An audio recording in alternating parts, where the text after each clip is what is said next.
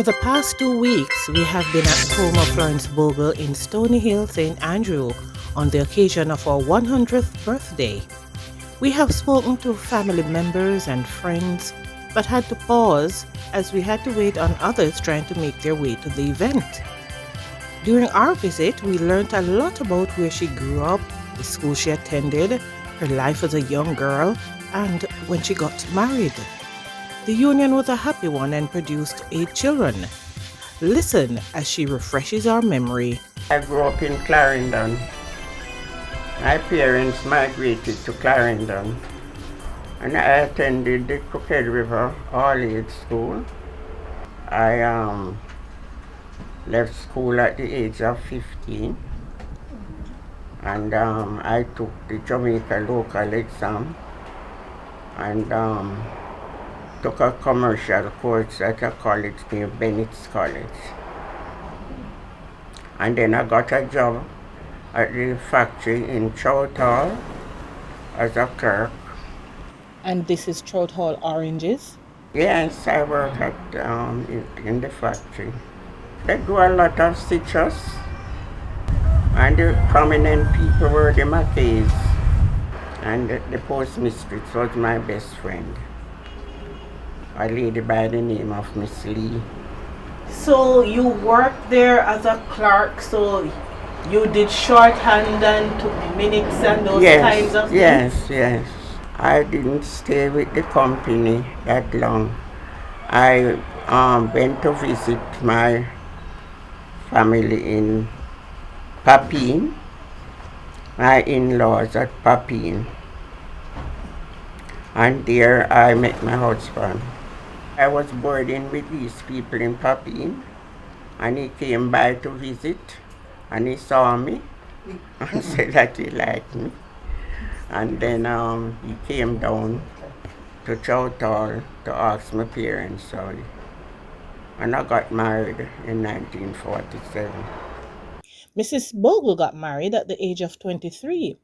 And even at that age, it was customary for the husband-to-be to seek the permission of the brides-to-be's parents. And then you get engaged, and after engaged, they plan the wedding. Riders, the weddings of yesteryear were very elaborate. I had 16 girls that carried the cake. I had 7 cakes. And then now the girls would bring the cake like the day before. They had a big yard, and they set up the tables out there. So the entire district was at your wedding? Yes. I had 7 cakes.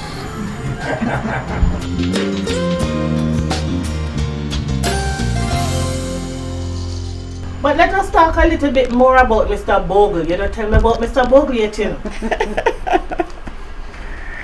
Oh, Mr. Bogle, you used to work at the Water Commission as superintendent at the Mona Reservoir. That union produced 8 children. 6 boys and 2 girls. She's the eldest, Millicent. Yes. One died. Oh no. One of my sons passed on. 7 of them alive. Mr. Bogle passed in 1997. Does she still miss him? Well, it's such a long time now. It's gradually fading away. Yeah. Mm-hmm. Yeah. But at times, when you see the children, you'd remember the past. So, yeah. He was a hard worker and he Very provided. hard worker, yes. And he took care of you. Yes, he did construction. He built this house, he built the Stony Hill Hotel. The manager there was one Mr. Wirt at the time. Yeah, so Mr. Bogle is a very important person to Stony Hill then. Yes. She's an amazing woman. She loves to take care of everybody. When she was, say, in Bowden Hill, she was like the JP. Everybody that was traveling, everybody would come to her to fill out their papers, even in Stony Hill. And she was always there for everybody. The nieces, when they when they go into school, if they can't afford it, they run up the stairs to on floor. And the grandchildren, oh, she takes care of most of them. Even my children, she used to come to Canada and take care of them in the summertime. And then she would rush home to take care of the ones that are left here to go to school in September. So their uniforms and all of that. I used to call her every Monday. And if I miss one Monday, and I call her on Tuesday, she said, "So how come you didn't call me yesterday? You were supposed to call me yesterday. Yesterday was Monday." And we would have our long talks. What do you do in Canada? Well, I used to work as a supervisor, and then I got sick with asthma, and I learned to make cakes in the 4-H. So after that, I stayed home for a while until I got better. And I wanted to go back to work, and my husband encouraged me to expand the baking because everybody loved my cakes. So then I opened a business, and I do wedding cakes and birthday cakes and that kind of stuff. Yeah. So what's the name of your business? Monica's Classic Cakes. And you're in Toronto or? I'm in Mississauga. Oh, you're in Mississauga? In Canada, yes. All right. So are you on social media too with all those other persons? Well, I don't go on social media because I have so many clients already. I don't want to expand it anymore because I can't handle what I have to do. So because you're doing well as a single person operating your business from home? Yeah, and my clients, they recommend other people to come. Yeah. So yeah. It's interesting that you said you learned to bake in 4-H because your mom was talking about kids getting involved in clubs. Yeah. And that is where you pick up skills. So not only baking you could do in a 4-H club, but you could do other things to get other skills. Yeah, we used to do dressmaking, and the boys, they used to do agriculture. So, we learned a lot.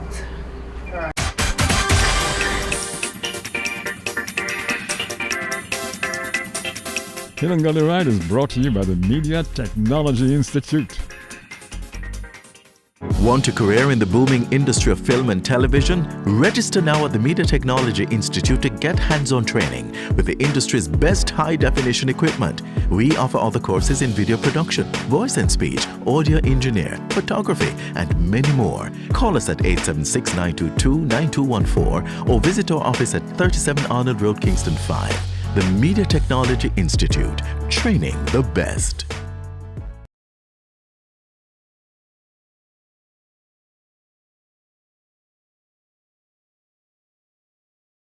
Hill and Gully Ride is brought to you by the Media Technology Institute.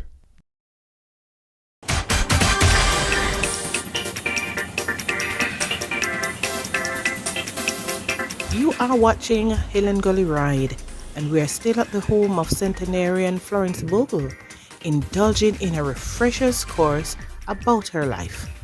Do you remember how Mrs. Bogle's husband had to ask her parents for a hand in marriage?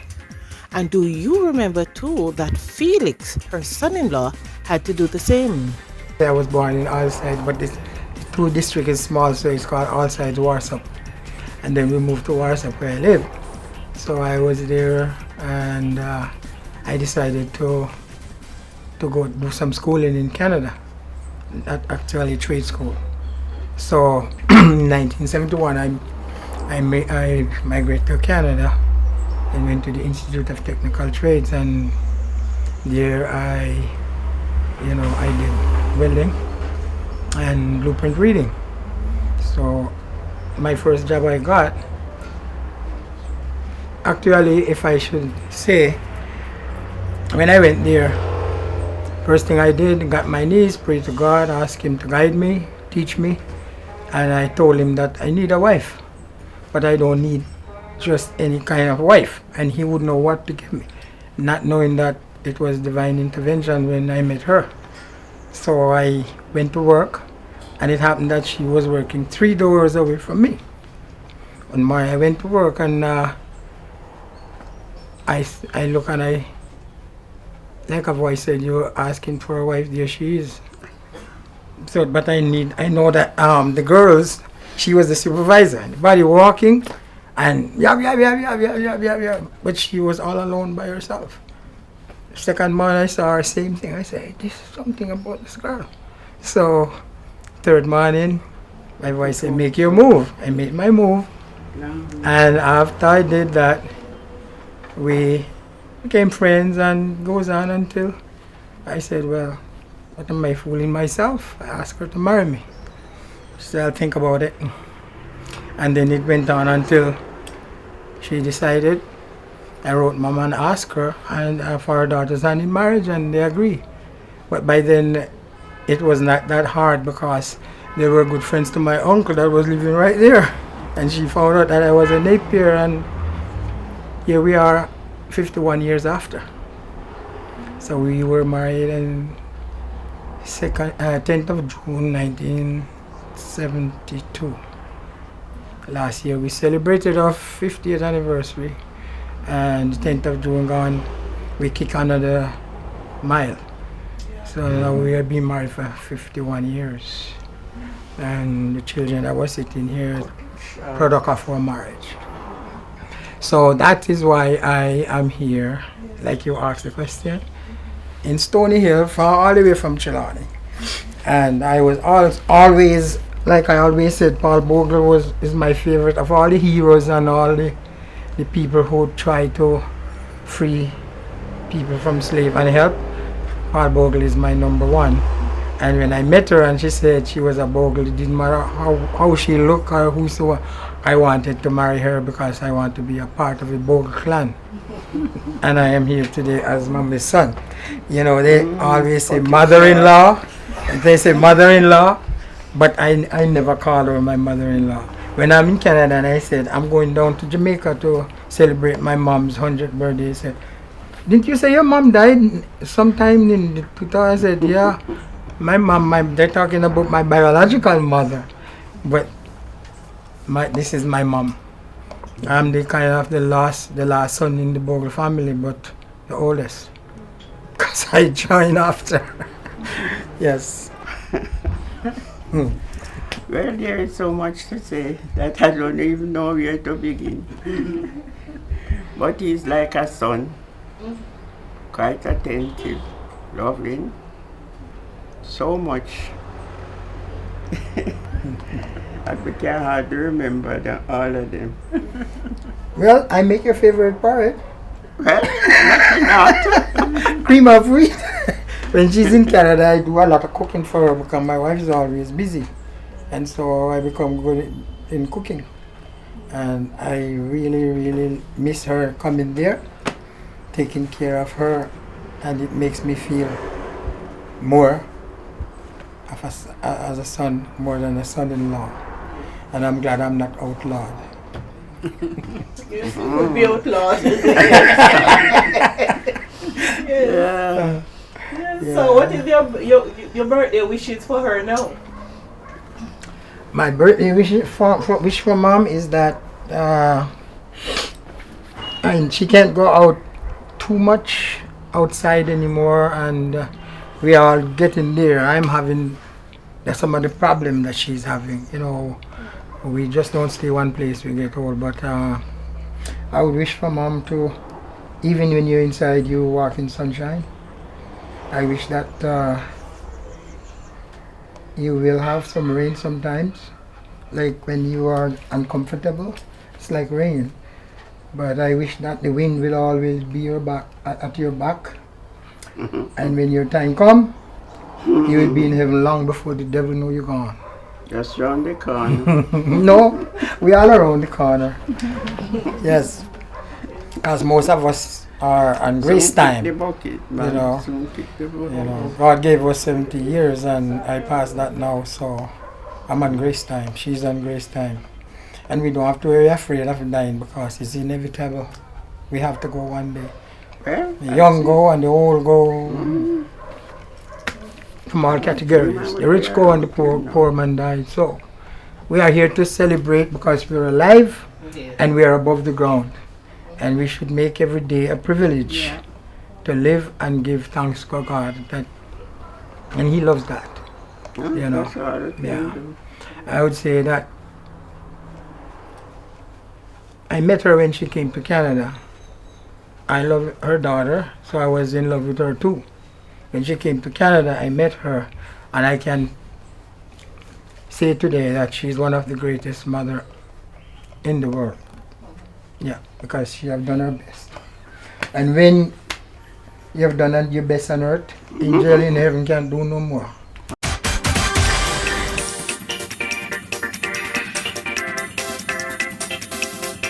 Hill and Gully Ride is brought to you by the Media Technology Institute.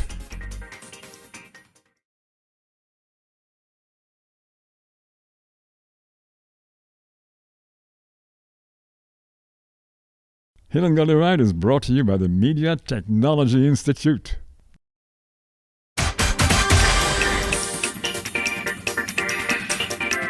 Still in Stony Hill and St. Andrew with family and friends of 100 years old, Florence Bogle. The persons we were anxiously awaiting finally arrived. So riders, it's time to get on with the proceedings. First up, Kathleen, one of Mrs. Bogle's caregivers. I'm Kathleen. Started to be Miss Bogle caregiver from, I think it's the 28th of May. So I come like every other weekend when Shirley's off. I come for Shirley. So this is the 5th weekend.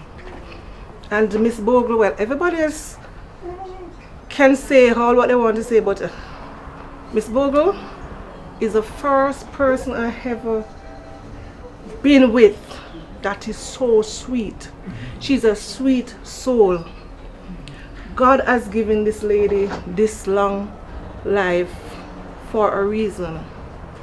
She gives no trouble. No, I mean, from a weekend, the first weekend I was so scared. But after the other weekend, coming to the 5th weekend, this weekend will be my weekend also. It's a joy to get ready to come here, to come and look about her. No problem. And I wish her, sometimes she love to talk about, she don't kick the bucket. But I'm telling you, I wish she could live to see even 5 more years than the 100. So when you're here on a weekend, what do you talk about? What do you do? Oh my God, she watch TV a lot, and me tell her my life story, and she tell me hers, right, Mom? And yeah, and she remembers everything, you know. It's not like she talk a story and tell you it over and over again. No, she remember everything, you know. Can have good conversation, and she's sweet. Everybody could take a page out of Miss Bogle book. This world, or even that little country, would have been better. Amen. She's a good person. Just for the 2 months that I know her. You see me afraid of camera and me company, you must know. Just to say that. You know I love you.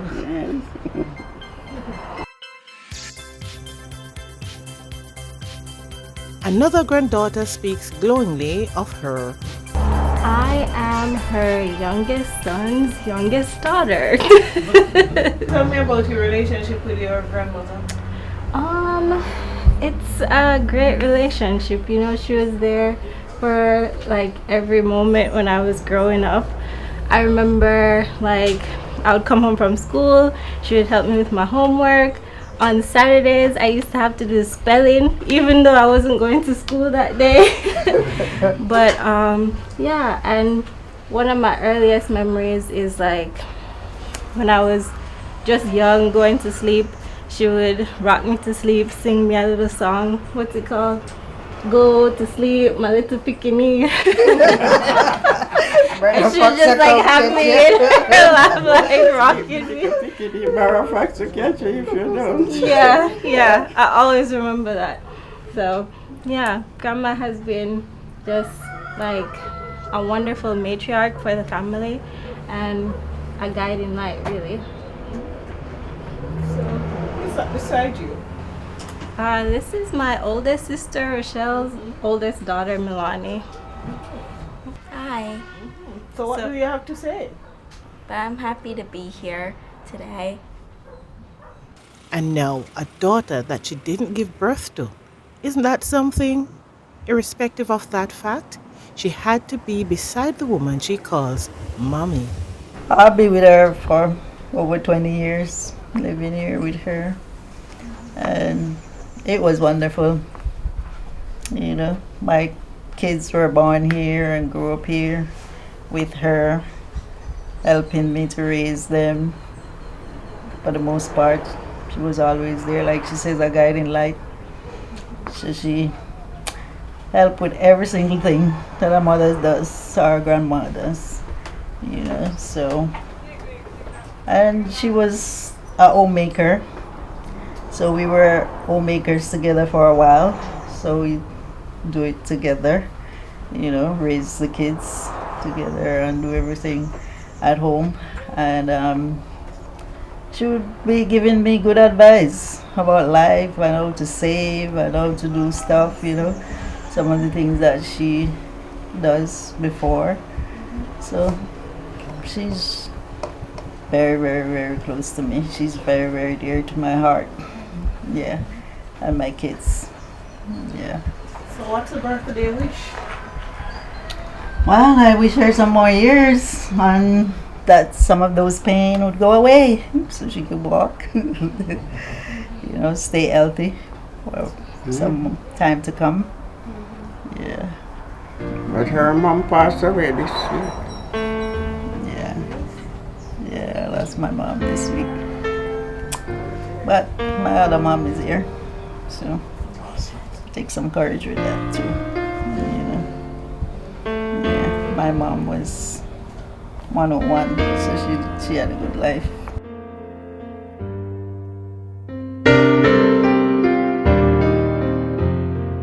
Amid sorrow, there is joy.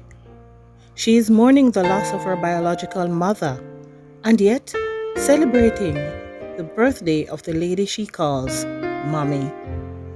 On that note, riders, we leave the home of centenarian Florence Bogle in Stony Hill, St. Andrew, and make our way up the hill.